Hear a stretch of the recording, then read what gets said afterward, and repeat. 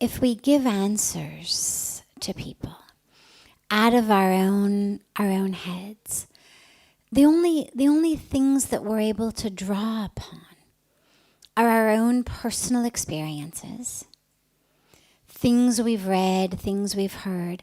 And there's certainly some times in which those might be very, very beneficial to people. To be able to say, oh, you know, I read this or I heard that, thought it might help you. But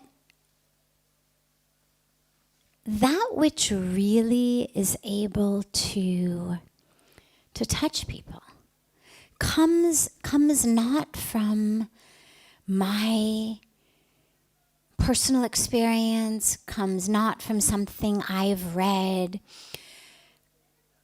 I don't have that wealth of knowledge. It comes only from one place, which is getting out of the way so that which needs to be spoken can flow. And the way that I know that this is how it works is because of how it happened the very first time, which I'll share with you. And then this has been how I've committed to do it. Because every time you think, I know the answers, it never works. So about, I don't know, maybe 12, 13, 14 years ago-ish. I've been here 21 years, so maybe I had been here 7, 8 years or something like that. We were sitting in Puja Swamiji's garden with a group and having satsang, and somebody asked a question about anger and forgiveness. Now, it was a very standard type of question, the type of things that come up frequently. And Puja Swamiji, and at that time, he would answer all of the questions. And he turns to me and he says, Sadhviji. And at first I didn't even realize that it was that I had to answer it.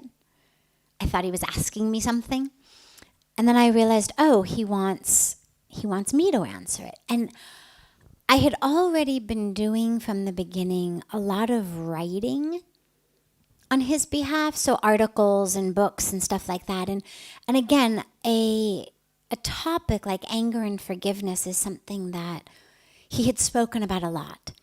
And so when he says, Sadhviji, I closed my eyes for a moment and I did what I know how to do academically, which is shuffle index cards in my brain. I mean, as a student, before I would take an exam, I would put all of the things I needed to learn on index cards, and you'd see the question on one side and the answer on the other side. Or if I had to write long papers or reports or things, I'd put all of my notes on index cards and arrange them and organize them and then write the paper.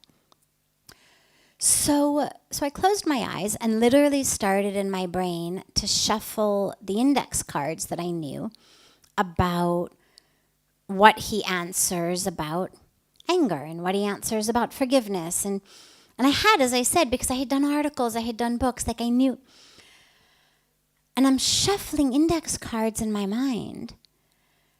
And if you had said to me, or if he had said, Sadhviji, in 15 minutes, get ready, you're going to have to answer that question in 15 minutes. We'll come back to you, and in the meantime, let's talk about something else. I would have been fine. In 15 minutes, I could have easily remembered and gathered in my brain enough pieces to give an intelligent few-minute answer on anger and forgiveness.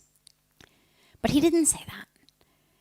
And I wasn't given that 10 or 15 minutes in which to properly organize the index cards in my brain.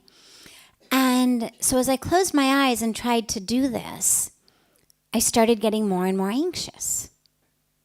Like any of us, whoever has had to take an exam or whoever gets put on the spot in a situation where really like your ego, your dignity, your whole sense of identity is at stake. I mean, you know, everybody's watching you and it's stressful.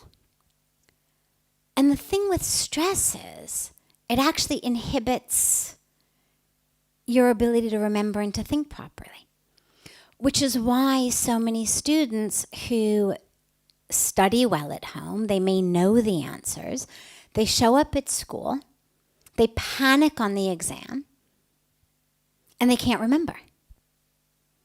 And then they get bad marks and they feel stupid and maybe their parents yell at them. And so the next exam, they're even more stressed. I shouldn't blank out again. I shouldn't blank out again. Oh my God, oh my God, oh my God. And of course, that stress response ensures they're going to blank out again. So as I got more and more stressed, what I found was I couldn't remember anything. And something that had been such a common topic. I mean, if he had said, okay, leave my garden, go in your office and type me an article on anger and forgiveness, I could have brought it back in 15 minutes. But sitting there, I couldn't shuffle these index cards in my brain fast enough, and the stress made it so I couldn't even think properly. And I then had a moment that, I don't know whether I'm the only one over the age of 6 or 7 who's had one of these moments in adulthood. I mean, we know it happens to kids, but it happened to me as an adult, which is, I thought, well, if I just squeeze my eyes closed tight enough, maybe they'll actually all go away. And maybe when I open my eyes, they won't actually all be sitting there staring at me. And I closed my eyes and I squeezed them really tight. And there was a part of me, there was a moment where I literally held on to that hope that I was going to open my eyes and the whole thing was just going to be a dream and I wasn't really going to be put on the spot by my guru and be on the verge of being humiliated. And I opened my eyes, and of course they're all still sitting there like you all are and staring at me. And I then closed my eyes again and again tried to shuffle because now there was a lot of pressure. And I look over at Puja Swamiji like, save me. And his eyes are closed, he's meditating, like there was no way he was gonna open his mouth and start giving this answer. He had turned it over to me and now he was meditating. I hit a moment, maybe 2 or 3 minutes into it, in which it was literally like hitting a wall. And I realized, I can't do this.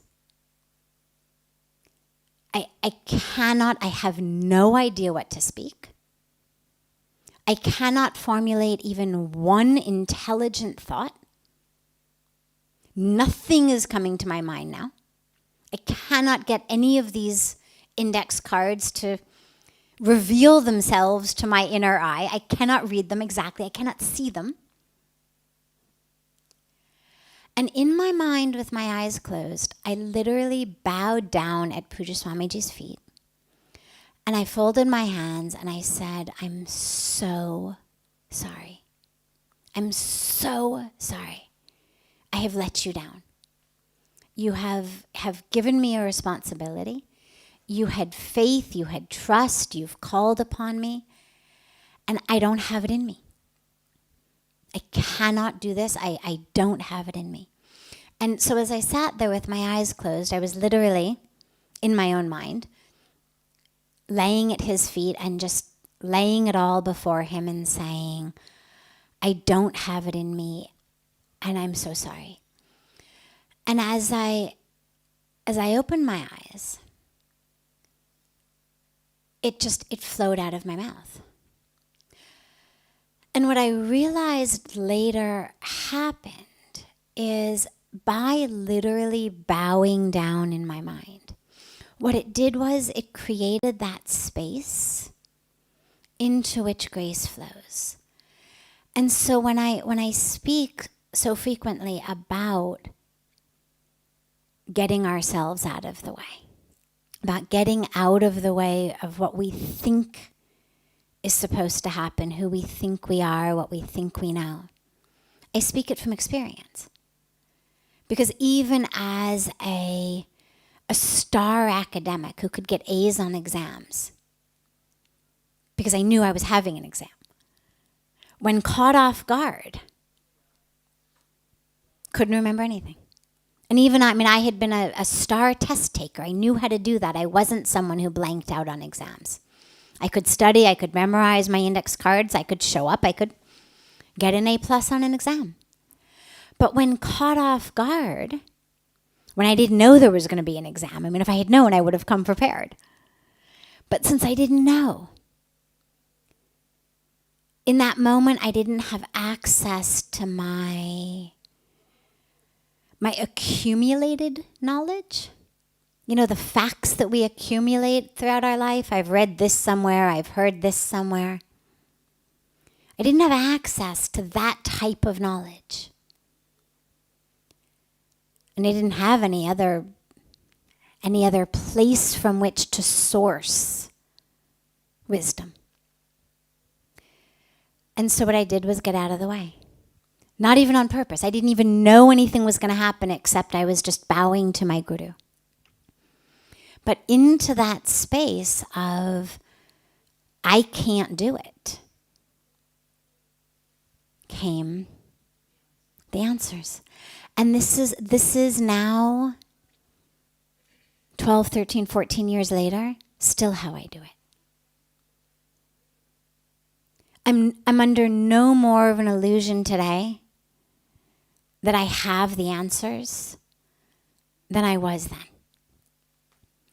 The only times that what comes out of my mouth touches people and inspires them is when I'm able to get out of the way.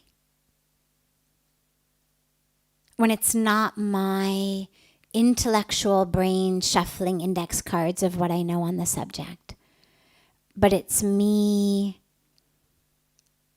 surrendering in the awareness that I don't know this answer. Me as this physical being with my 46 years on earth and where I've been and what I've read and what I've learned doesn't have the answer. I don't know. But what I've been incredibly, totally undeservedly blessed with is an opportunity to serve as a vessel. And I don't know why I was given this opportunity, but I've stopped asking that question. It's been such a blessing that I figure, if by chance it was given by mistake, why remind the universe?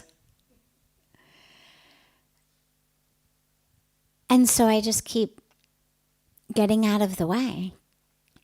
And what I find is the more I get out of the way, the more the answers come.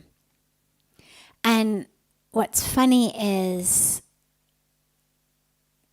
in the times that I've shared that story before, several times people have said, well, so what did you answer? So what answer did you give at that time about anger and forgiveness? And I have no idea. If you say to me an hour from now, what did you say in satsang? I couldn't tell you. I might be able to recall the theme. And sometimes when I'm sharing something, it'll occur to me, I think maybe a few days ago we were talking about something like this. And I'll say, I think we just recently were on this subject. It feels familiar to me.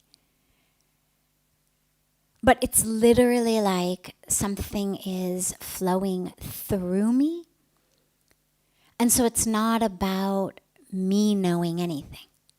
It's about me being so acutely aware of the fact that I don't know.